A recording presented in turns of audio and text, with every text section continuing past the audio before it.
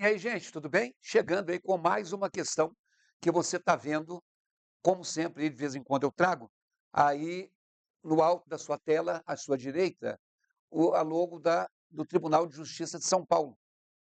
Repito, sempre que eu faço isso é porque no momento que estou gravando o vídeo, há um concurso dessa banca aí com o edital publicado. E lá embaixo, à sua esquerda, a banca organizadora, que é a VUNESP. Então, se você vai fazer o concurso do TJ de São Paulo, no momento que você está vendo esse vídeo, né, se você está vendo o vídeo no dia que eu postei, por isso que é importante você clicar no sininho, porque aí você aciona as notificações. Cada vídeo que eu postar, você vai ficar sabendo e vai ver na hora da postagem. Não impede você ver esse vídeo daqui a 2 anos, daqui a 3 anos. Por que que não? Porque a VUNESP, por exemplo, é uma banca que tem um tipo de questão que serve para muitas outras bancas que têm a postura mais tradicional. Então vamos lá? A questão de hoje é uma questão que foi de um concurso de 2024, de nível superior, do TRF Terceira Região. Disse assim: assinale a alternativa em que o primeiro termo destacado é um pronome com valor possessivo e o segundo um adjetivo. Então, olha aqui comigo. Quando a gente fala de pronome de valor possessivo, não é pronome possessivo, tá? Pronome possessivo é meu, é seu, é nosso, é vosso. Isso é claro, os femininos também, os plurais. Mas pronome de valor possessivo é outra coisa que vocês vão ter que descobrir. Põe na tela de novo. E o outro é um adjetivo. Talvez seja mais fácil começar pelo adjetivo. Dá uma olhadinha aí, pause a tela e tente ver o que é que você responderia. Vai lá.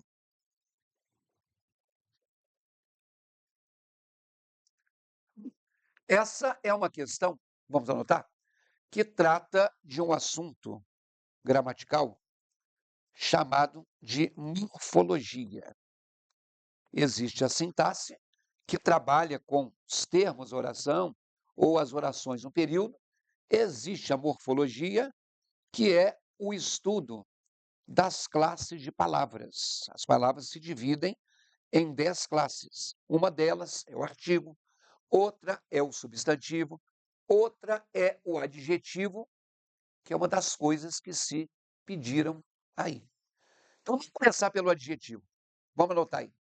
A gente fala de adjetivo, a gente acha que vem à nossa cabeça aquilo que martelaram a vida inteira. Adjetivo é qualidade. Então, quando alguém fala que é esperto, quando alguém fala que é inteligente, quando alguém fala que é trabalhador, você não tem dúvida. Eu estou qualificando a pessoa com um atributo positivo. Então, isso é um adjetivo? É. Só que um defeito também é um adjetivo. Se eu disser que você é mau caráter está te qualificando negativamente. Se eu disser que alguém é tapado, eu estou qualificando esse alguém. Então, vamos anotar aí o seguinte: quando se fala em adjetivo, o termo genérico seria que o adjetivo é um termo que se refere ao nome. E quando a gramática fala em nome, a gramática está falando de substantivo, já que a gramática define que substantivo é aquela palavra que serve para dar nome a tudo que existe. Então, se você tem aí do lado da sua mesa um copo é o nome de um utensílio que você utiliza. Copo é substantivo. E aí, lembrando que quando a palavra é um substantivo, na frase em que ela está, ou antes do substantivo aparece um artigo, o copo, um copo. Ou se não aparecer, você pode colocar: tristeza é sentimento terrível. Tristeza, o sentimento. Então, tanto tristeza quanto sentimento são palavras de valor substantivo. Anotando. O adjetivo, portanto, é um elemento que a gente chama de elemento caracterizador. Ele serve para caracterizar. Ele pode sim, como eu disse, ser uma qualidade, ele pode sim como eu disse, ser um defeito, mas ele pode ser uma característica. Se você tem 4 irmãos, você é o último, você é o irmão caçula. Caçula está caracterizando você no meio do todo. Então, isso é um adjetivo. Outra coisa, na concordância nominal, o adjetivo, ele concorda, obviamente, com o substantivo, já que ele se refere a esse substantivo. E ele concorda em gênero, isto é, se o substantivo é masculino, o adjetivo que a ele se referir vai ser masculino. Se o adjetivo está no feminino plural, é porque o substantivo era feminino plural. Ou então, em se tratando disso, anote aí, ele também concorda com o substantivo em número. Todo adjetivo usado no plural, obviamente, se refere a um substantivo no plural. Quando o adjetivo fica no singular, ele se refere a um substantivo no singular. E assim por diante. Vamos anotar. Então, quando eu digo assim, as pessoas foram solidárias às vítimas. Quando falo que as pessoas foram solidárias às vítimas, eu quero que você veja que a palavra pessoas tem um artigo aqui antes. Ó. Então, pessoas é um substantivo. Eu quero que você veja que vítimas tem um artigo aqui, junto com a preposição. Por isso que está craseado. É outro substantivo. Eu não estou dizendo se as vítimas são pobres, se as vítimas são ricas, se as vítimas são infelizes, se as vítimas são fragilizadas. Poderia dizer. No entanto, na tela, eu estou dizendo para o substantivo pessoas, que essa aqui são pessoas solidárias. Solidárias está caracterizando pessoas. Isso aqui é um adjetivo, porque está no plural, porque pessoas é plural.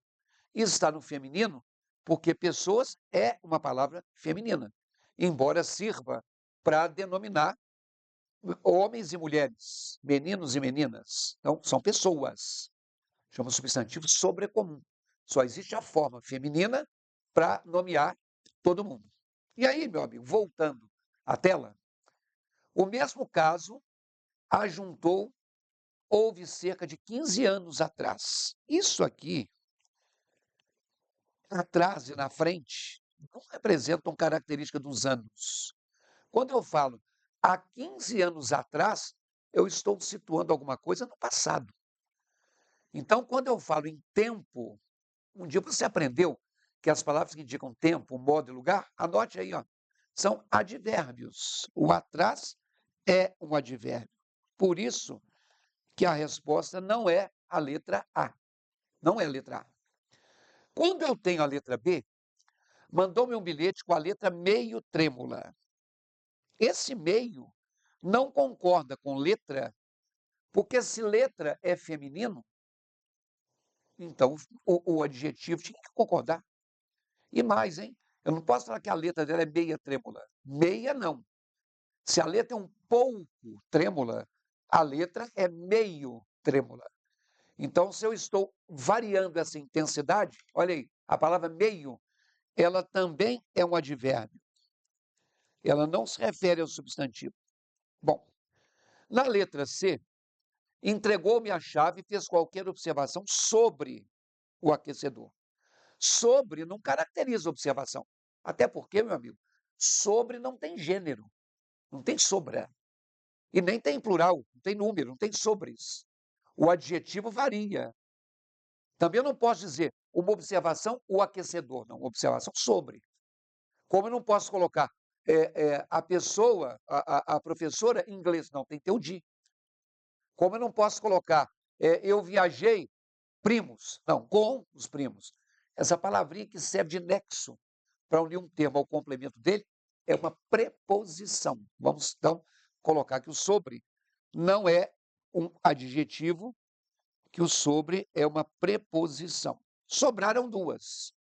Dói-me o corpo inteiro, Senhor, o corpo inteiro, e já se ia conformando em ser chamada de Dona Teresa caiu doente.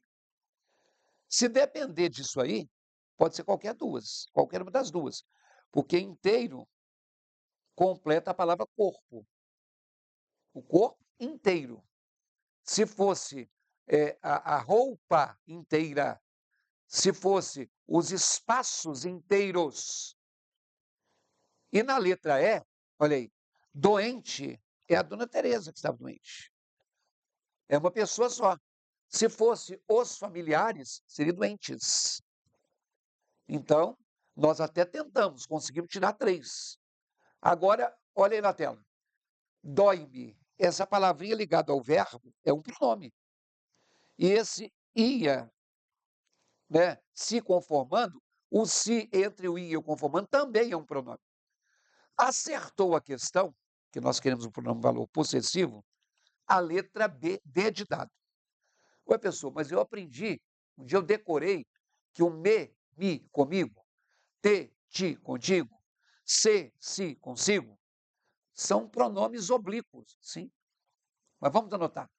Quando a gente tem essa questão dos pronomes oblíquos, eles não são o sujeito das orações, né? Eles são pronomes que geralmente se ligam a verbo, então eles aparecem no contexto associados a verbos, pode ser antes do verbo, que a gente chama de próclise, pode ser depois do verbo, que a gente chama de ênclise, ou pode ser o encontrar-nos-emos, no meio da forma verbal, que a gente chama de mesóclise.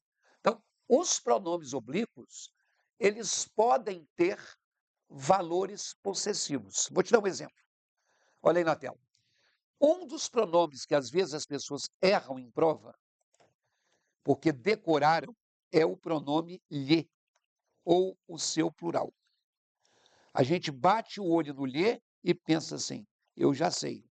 O lhe é um objeto indireto, que você decorou. Só que o lhe, ele pode ter valor possessivo.